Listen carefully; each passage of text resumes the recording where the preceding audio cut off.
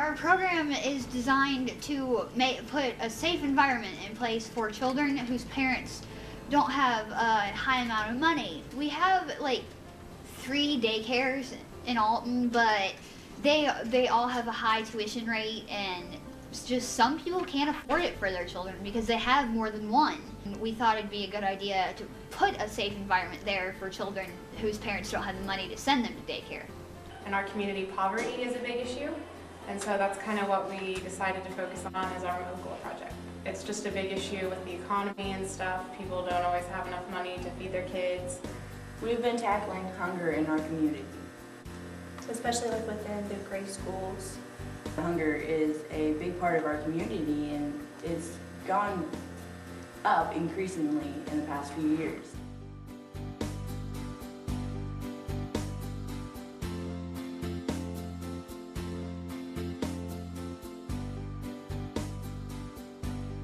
We set up a mentoring program after school for kids in elementary school. Motivation to learn is also a big issue in our area, so tutoring them actually helps them.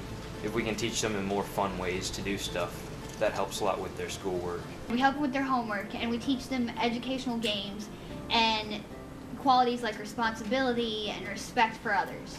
We have a sheltered workshop in our town where people that that have disabilities work there, and so they don't get paid a lot, so we decided that we wanted to help out with that, and so we packed personal hygiene items. Because when they get their money, they usually buy food, but they forget to buy like laundry detergent or deodorant or mops and stuff. So we bought that for them and donated to them, and they were really excited. And so that started it off. And then we also had hygiene packs that we gave to the Good Samaritan during Christmas for kids.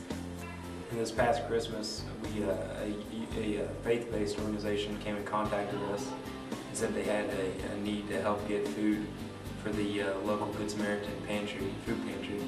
And so we partnered with Boy Scouts and faith-based church, and we ended up getting 3,000 items of food, of canned goods and non-perishables for our local Good Samaritan food. Just recently, we built a sidewalk as a memorial for a man in our community that passed away, and he did a lot with 4-H, and so we built the sidewalk as a memorial. We started a community garden, and we got together one evening, made raised beds, and we then had a meeting for everybody in the community to go, and we rented them out for $25 each. It gives them a chance to grow their own produce and use it how they want it. They can either eat it or they can sell it at the farmer's market for extra money.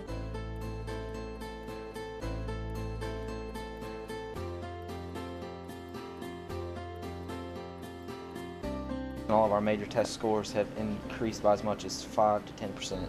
A lot of them have grown out of their shell. They used to be like really, really quiet, not really talk, and they've gotten a lot better at being active. And some of our students that have like learning disabilities, like dyslexia or speech problems, they've learned, their grades went from being like D's and F's up to A's and B's now. And their parents are really happy with it. And the kids, they're super excited that they're one of the smart kids now.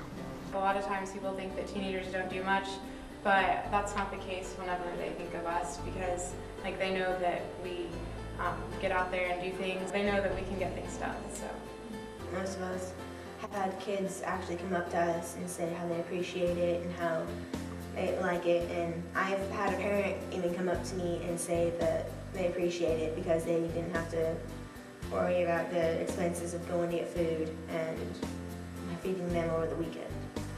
I think a lot of the kids are happier not having to worry about so much stress at home, not being able to eat and wondering if they have that enough to survive on. They just are a little more being kids. The kids just kind of opened me up. They make me realize that I don't have to be awkward around them like I was before this. As much as I do love little kids, it just opened me up as a person. I'm in the same boat as her. It's just really helped me open up to everyone, I guess. Helped me come out of my shell a little bit. They help us learn and grow as people. As weird as that is, since we're supposed to be helping them, but it's a two-way deal, I guess. This past fall, we went to a community betterment conference in Jefferson City. We accepted an award. In the youth division, we got first place for our betterment in the community. We're setting examples. The little kids are seeing us and how we're helping the community, and they're thinking, well, I want to do that when I grow up. And we're also showing the kids at our high school that we can help the community, that we matter, that our voice can be heard.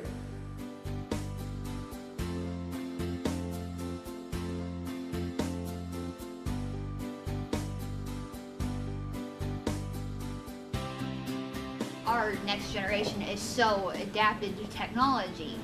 We were planning on buying Kindle Fires for them so they could read ebooks and play educational games. And we were thinking about having them go with us on a field trip one day to our city park and planting a flower garden. I'm really excited about that. That would be fun for us and the children. They'll get experience with technology and get experience in horticulture and planting plants, and also in teamwork, because in the flower garden, that's not a one-person job, and it takes everybody to get it done correctly. It would probably bring them together and want to do more. I'm hoping that they'll go home after that and saying, Mommy, Mommy, we gotta do more stuff for the community. Now we're starting on helping Head Start kids learn to manage their money so we can maybe help the hunger problem in the future. We talked to the local banks and they gave us like coloring books and stuff that are about savings, so we're gonna go read them to Head Start kids like starting this week after school. Also gonna try to unify maybe our 4-H groups in church and just all work together to help end poverty and hunger for the future. We have a greenhouse on the way, Ms. Evans said, that we are putting in the elementary school in the garden they have, so the kids can make food and that can be used in the schools or wherever it's needed. So they'll feel more involved as well. So they can realize how important it is to put effort into something and get something out of it. Didn't we talk about giving the adults a class on growing things so that way they can make, instead of having crops die because they don't water them right, having them know how to do it so they get more out of it. Instead of just saying that's another organization that I don't care about, people actually enjoy us, what we do, and support us. And the whole community sees what we do, and they a lot of times will ask us to do things that, like even new projects, and it's really nice to see that they have seen that we succeeded in the past. It's giving me something to do that makes me actually feel good about helping. Because without this, I just kind of be sitting around. So It's nice to know that the little kids actually know that you're not the big scary teenagers. You're there to help, and they can look up to you and they can go to you for advice. It gives teenagers the responsibility that they have to have in the future. They learn it early on instead of having to learn it when they're adults.